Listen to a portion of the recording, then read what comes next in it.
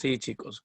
Cuando te pregunten, por ejemplo, sobre la ubicación de la civilización china, ¿sí? Tenemos que tener nosotros presentes que esta civilización se ubicó en la zona de Asia, ¿sí? En la zona al este y al sur de Asia. Vamos a ver por aquí.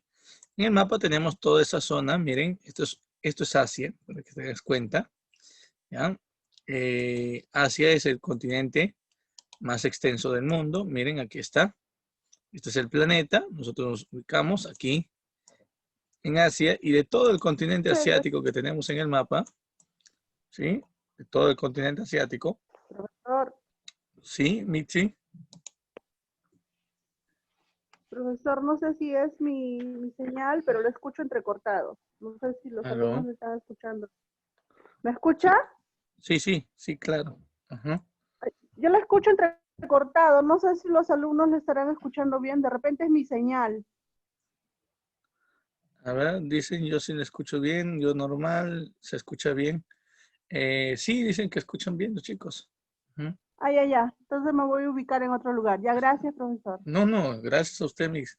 Así me ayuda, ¿no? Cualquier problema. A veces los chicos no mencionan nada. Ya, Chicos, cualquier ya, cosita que tengan un problema así, me avisan, chicos, para poder repetirles la clase, esa partecita, me dicen a partir de dónde no se ha escuchado y todo, nada más, ¿ya? Muy bien. Eh, a ver, entonces nos ubicábamos en esta zona de Asia, ¿verdad?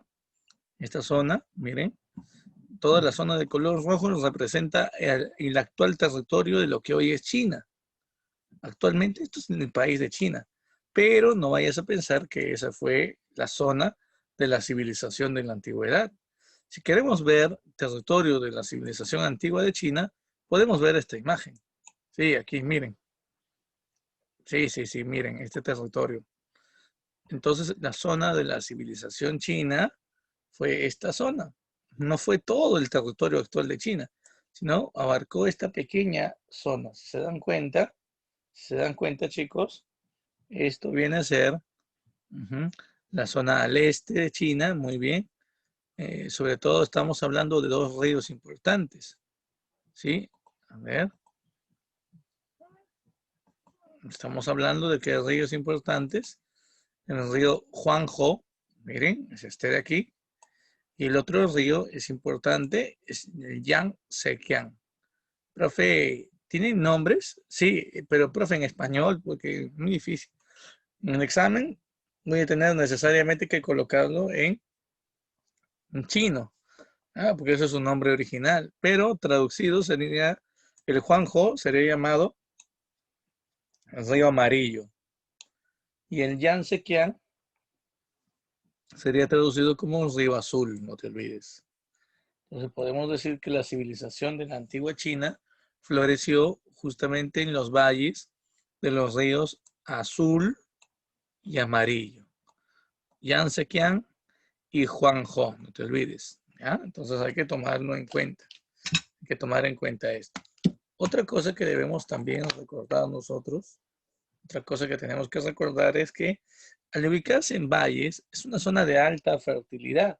Hemos hablado ya de varios pueblos que se han ubicado anteriormente en grandes valles, como los pueblos de los sumerios, los acadios, por ejemplo, en Babilonia, los egipcios, los hebreos, recuerden ustedes, también la India. Entonces, eso va a determinar que la actividad económica principal para la antigua civilización de China sea la agricultura. ¿Ya? Y eso lo vamos a ver ahora, miren, aquí. Eso lo vamos a ver aquí. Sí, miren, cuando te pregunten sobre economía china, tenemos que recordar que la principal actividad económica, ujú, eh, chicos, Vegas, Melgar, es del salón.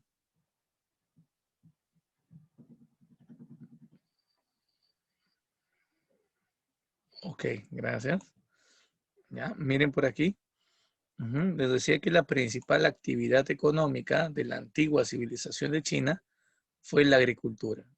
Sí, chicos, esta fue la principal actividad económica de esta civilización, la agricultura.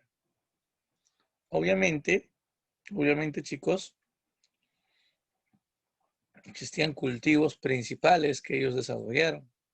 Cuando, por ejemplo, hablamos de cultivos, uno de estos cultivos viene a ser el mijo. Profe, ¿qué es el mijo? Hemos visto el mijo. El mijo viene a ser un cereal, ¿verdad? Es un cereal. De repente no lo conoces, ¿no? Justamente por eso te he traído acá una imagen. Ahí está. Para que conozcas el mijo, reconozcas el mijo, porque ya lo hemos visto anteriormente. Otros cultivos importantes, ¿no? También otros cereales, podría ser la cebada. Y tenemos también este cultivo que es propio de la zona de China, pues.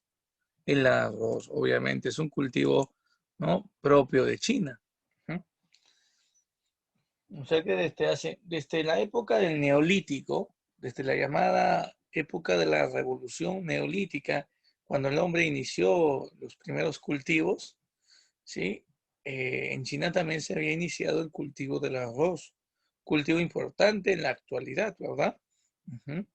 Y bueno, otras actividades económicas que también se practicaron, otras actividades económicas también practicadas en este tiempo podrían ser la ganadería. Claro, la ganadería. Otra actividad que también se practicó en esos años fue el comercio, actividades complementarias.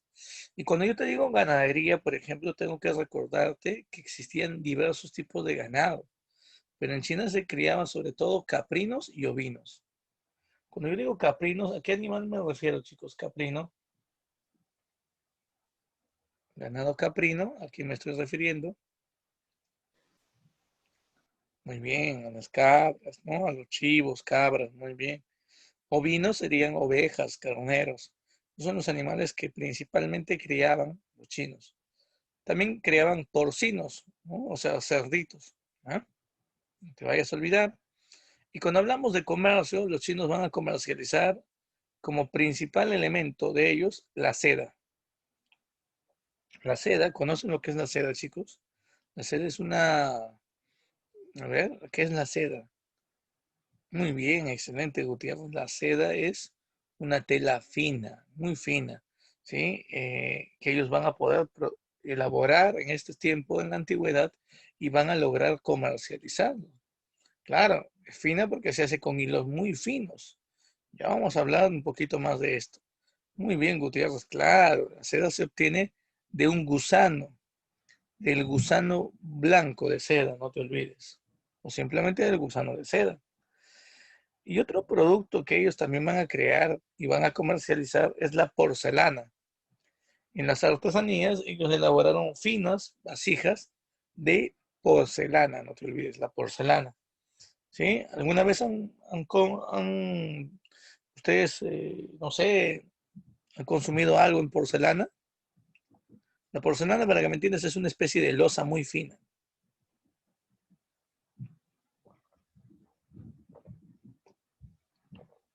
Nadie. Del cual se elaboran, por ejemplo, platos, ujú, vasijas muy finas. Mayormente esto lo vemos donde en los chifas, pues chicos. Cuando te sirven, por ejemplo, ¿no? Las famosas sopas chinas.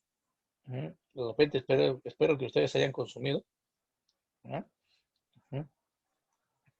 Y te dan tu tazón, ¿no? Una especie de plato de porcelana, muy común. También a veces te terminan sirviendo té chino en pequeñas tacitas de porcelana. Ujú. Bueno, si no conoces, el día de hoy vamos a ver al menos algunas imágenes y tal vez puedas, ¿no? Eh, no sé, comparar, entender. Claro, Huertas, claro. Ajá, ujú. Muy bien. Tenemos por aquí lo siguiente también. Cuando hablamos de gobierno en China, cuando hablamos de gobierno, tenemos que tener cuidado, ya que la civilización de China, que la civilización china se caracterizó por tener un gobierno absoluto. El gobierno recaía en quién? En emperadores. Claro, tengo que decirte también que en China no siempre existieron emperadores, ¿ya? No siempre van a existir emperadores. En un comienzo únicamente existían monarcas, reyes. Así que después China logró unificarse y surgió o apareció la figura de los emperadores. ¿Mm? Ah, claro, China va a estar gobernada por varias dinastías, o sea, varias familias reinantes, ¿no? En un comienzo eran familias de reyes quienes van a tener eh, poderes, ¿no? Ujú, ujú. Ya, no te vayas a olvidar esto. Por otro lado, tenemos también el caso de los mandarines. A ver, chicos, Beto Bullicio no es de aquí, ¿verdad? No, profesor. Ah, gracias, gracias, muchas gracias. Sí, siempre hay así eh, personas ajenas que quieren ingresar. Gracias, muchachos, gracias, muy bien. A ver, espero que no les haya pasado eso, ¿no? En algún otro curso, pero bueno. Miren, entonces tenemos aquí, chicos, los mandarines. Tengan mucho cuidado con ellos. Los mandarines fueron creados durante el imperio. Los mandarines eran aquellos funcionarios del Estado que se encargaban sobre todo del gobierno en una provincia. Gobernaban la provincia en nombre del emperador. Eran aquellas personas que se encargaban de vigilar el trabajo de las personas dentro de las provincias. Su tarea era sumamente importante, ¿no? No te vayas a olvidar, ¿eh? Esa era su tarea. Su tarea era, a ver, más importantes que unos alcaldes, porque los alcaldes únicamente gobernaban ¿no? eh, ciudades. En cambio, un mandarín podía gobernar en la provincia, dentro de la provincia podían haber 40, 50, 60 ciudades. Entonces tenía más poder incluso que una especie de gobernante local o un alcalde.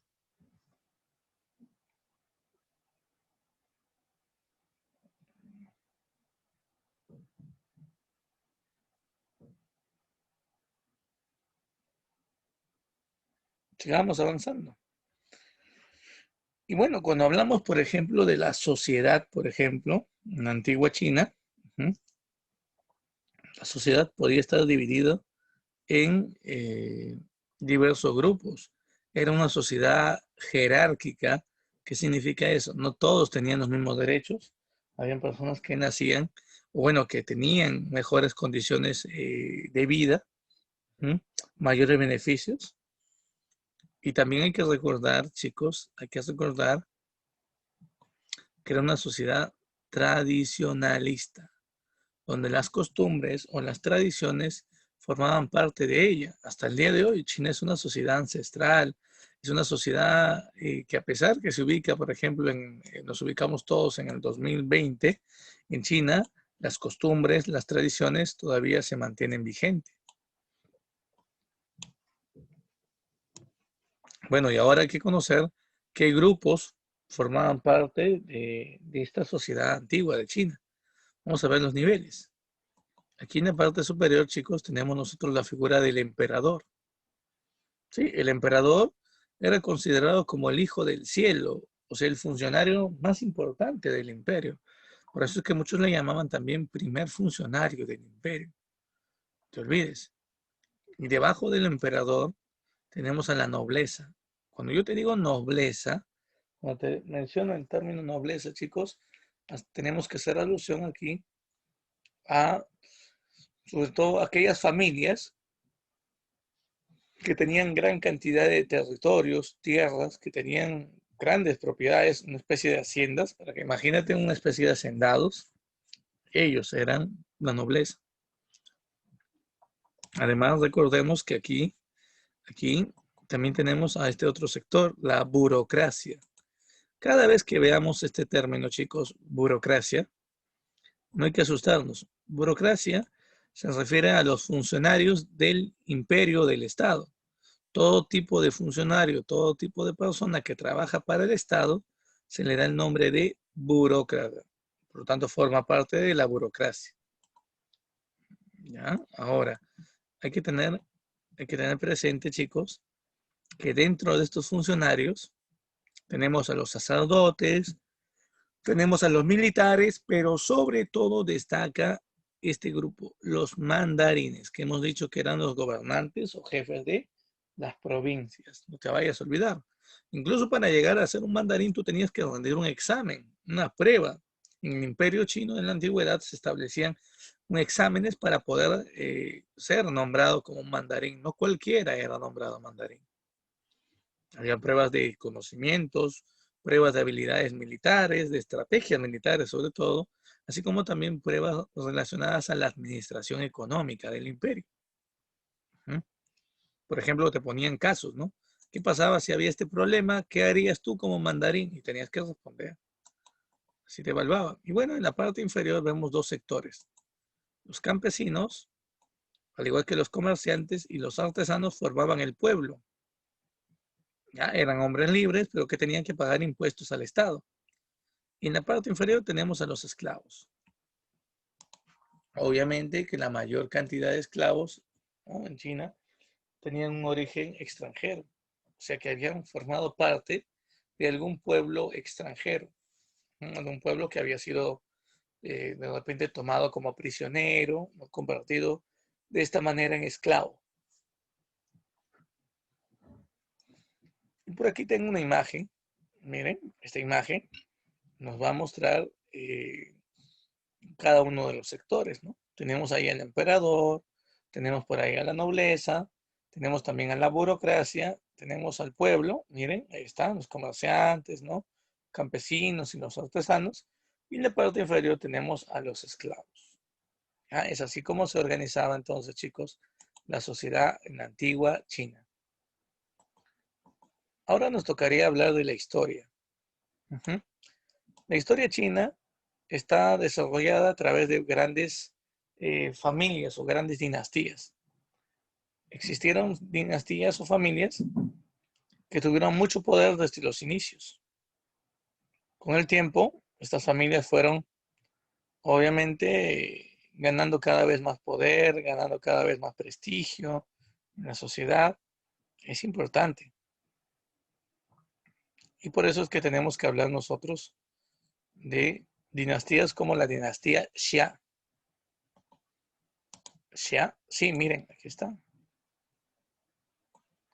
Dinastía Xia. Profe, esta dinastía Xia, sí, se llama así, es una dinastía legendaria. Ahora, también chicos, también, miren, quiero que vean aquí, siguiente. Esa dinastía también puede ser llamada Xia, dinastía Xia, con Che. Ya, ese es otro nombre. Uh-huh. Ah, ya, ya. Sí, Huertas, aunque hay un error, hay una letra ahí que no va en el nombre que me has dicho, ya vamos a conocerlo, miren. Él es justamente el primer emperador chino. Pero miren, hablemos de la dinastía Xia. Es la primera dinastía, ¿no?, de la antigua China.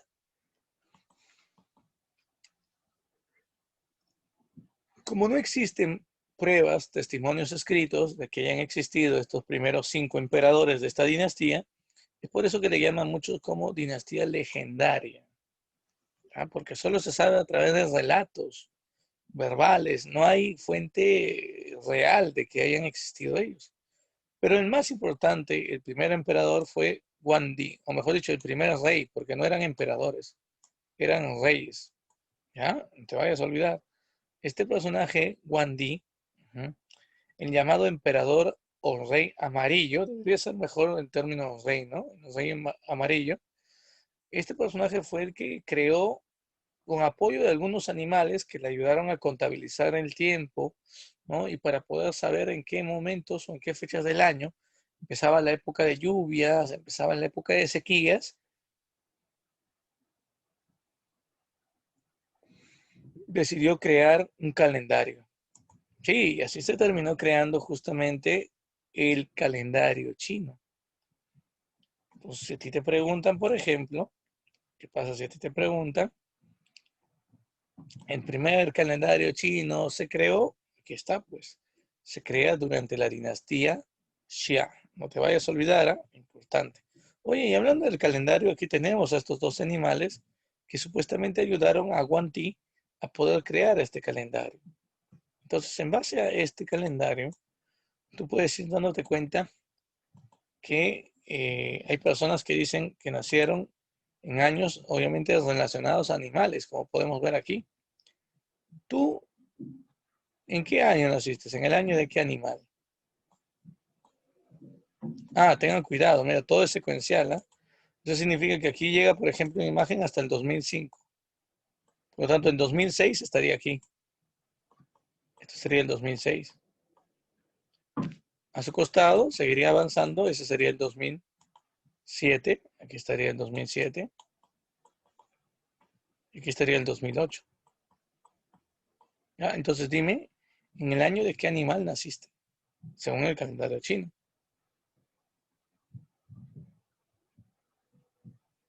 2005 es este animal. 2004 es este otro animal. Bien. ¿Ya? Entonces, tú naciste en el año del porcino. Muy bien. Ah, ya, ahí está. Muy bien. Ya sabes entonces a qué animal le corresponde. Excelente, claro. Eso es según el calendario chino, obviamente. Ujú. Qué bueno, chicos. Me parece genial. Muy bien. Ujú. ¿Ya? Entonces hay que tomar en consideración esto.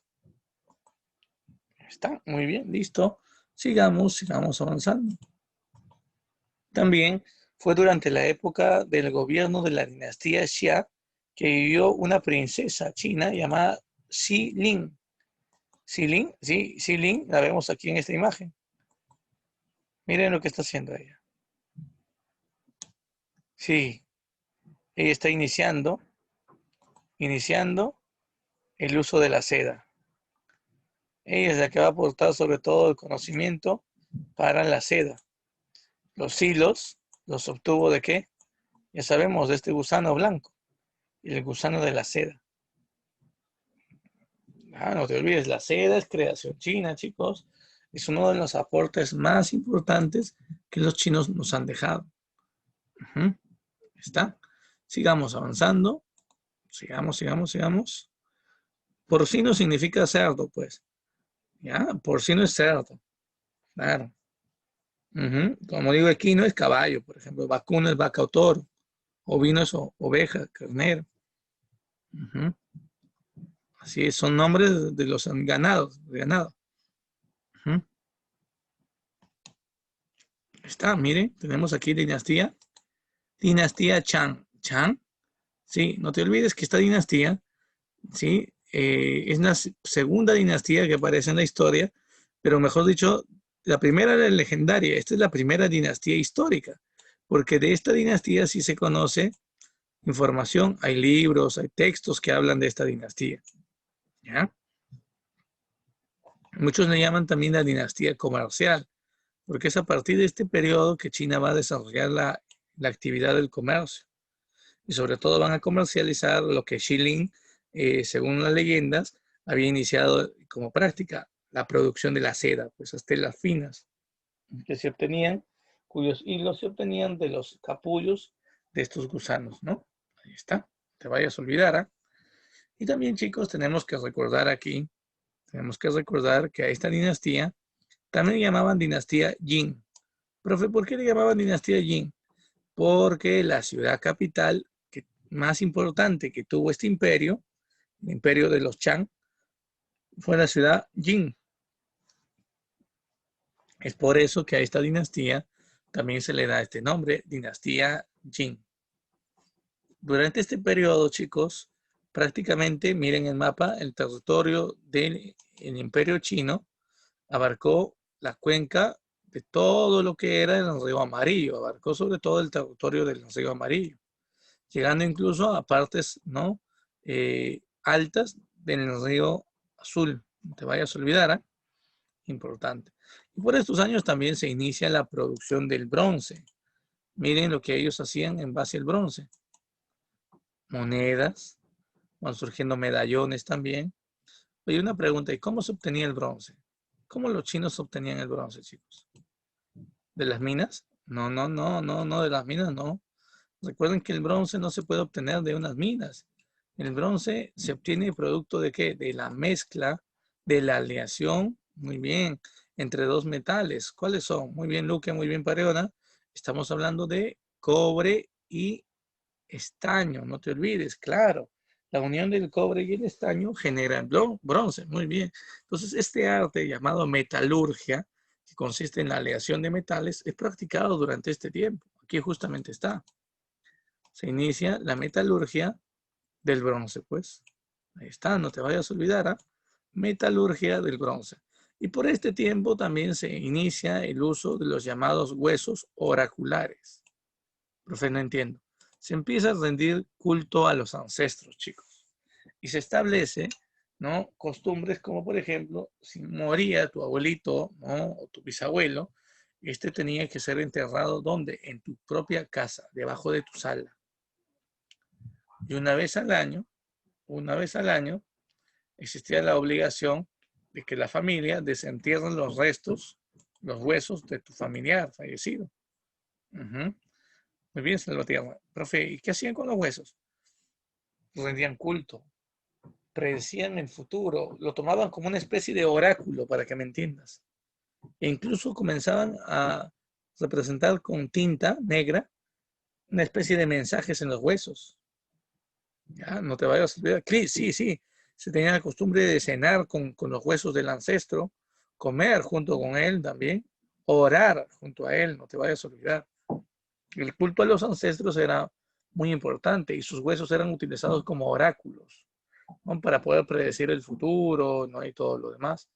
Ahora, también utilizaban como parte de oráculos los caparazones de tortugas, a los cuales también escribían mensajes, ¿no? Y trataban de solicitar sobre todo que les ayude a conocer qué le depara el destino, ¿no? Entonces es importante hablar de esto, chicos. ¿Mm? Todo esto es la dinastía Chang. Después de la dinastía Chang, llega un momento en el cual China es gobernada por la dinastía Zhou. Ah, tengan cuidado, chicos, porque puede ser escrito así con Z, o también el término de esta dinastía puede ser así. Zhou, es lo mismo, dinastía Zhou o dinastía Zhou. Profe, una pregunta, ¿y por qué es importante hablar de esta dinastía? Porque miren nada más el mapa. Durante este tiempo China estaba dividido en varios reinos. El reino más poderoso, el reino que tenía más poder, era el reino de Zhou, ¿ya? Quien dominaba prácticamente todo esto. Pero poco a poco estos reinos pequeños que habían sido dominados por los Zhou iban ganando cada vez más fuerza e iban sublevándose. Por este tiempo tenemos dos etapas en la dinastía Zhou. La primera etapa se le conoce con el nombre de el periodo de las primaveras y otoños. Es un periodo de crisis política en el gobierno de la dinastía Zhou. Hay un debilitamiento de esta dinastía, hay una crisis económica también que vive China, pero lo más importante es que por este periodo vivieron grandes filósofos, grandes pensadores chinos, como Lao Tse, a quien tenemos aquí en la parte inferior. Vayan leyendo la frase que dice Lao Tse, ¿sí? Y también tenemos el caso de Confucio. Confucio, sí, tenemos aquí a Confucio también, un filósofo chino de estos tiempos, no te vayas a olvidar. Uno de los alumnos más grandes que tuvo Confucio fue Mencio. Mencio continuó con la filosofía de su maestro. Mencio y otros personajes seguidores de Confucio establecerían que las enseñanzas de su maestro deberían ser consideradas no solamente una corriente de pensamiento filosófico, sino convertidas en una religión. Por eso es que los seguidores de Confucio toman las enseñanzas de su maestro y las convierten en una religión. Hoy en día el confucianismo es también considerado una religión en la zona de China.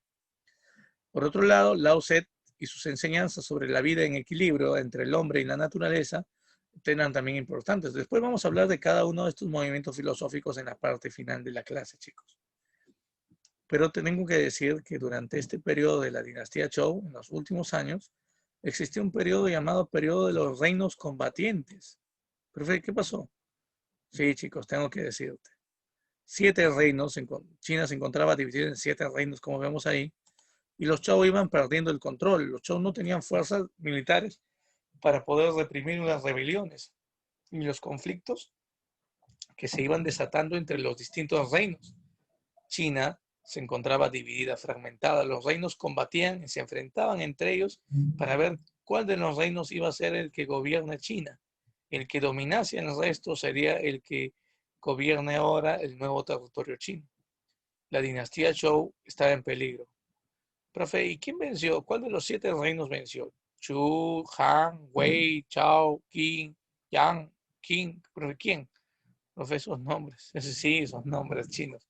Ya, a ver, miren. ¿Cuál de estos reinos venció? El reino de Qin, que justamente es uno de los reinos más grandes o más extensos que tenemos aquí en nuestro mapa. El reino de Qin logró someter a los demás reinos y unificarlos bajo la figura de un personaje que fue considerado como el primer emperador chino. Profe, ¿de quién estamos hablando? Shi Huangdi.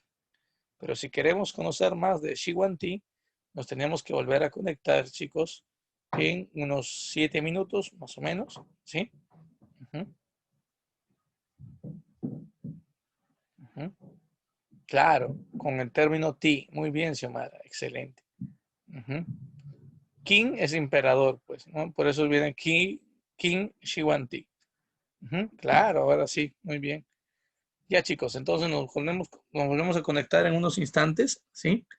Ya, tomen un respiro, caminen un rato, ¿no?